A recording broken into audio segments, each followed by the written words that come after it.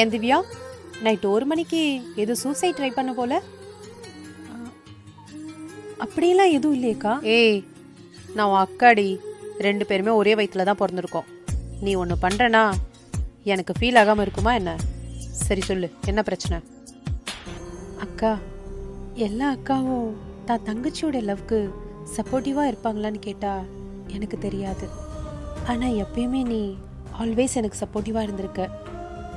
அவன் என்கிட்ட நிறையா விஷயத்த மறைச்சிட்டான்க்கா. நான் அவன்கிட்ட எதையுமே எதிர்பார்த்து லவ் பண்ணலையேக்கா.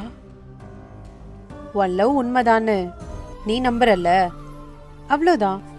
சரி சொல்லு, என்னாச்சு? அவன் ஆல்ரெடி மேரிட்.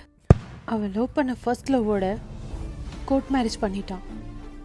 அவங்க 2 பேருக்குள்ள கல்யாணத்துக்கு அப்புறம் ஏதோ ஒரு விஷயத்தினால சண்டை வந்து அந்த பொண்ணு சொல்லாமல் கிளம்பி போயிட்டா.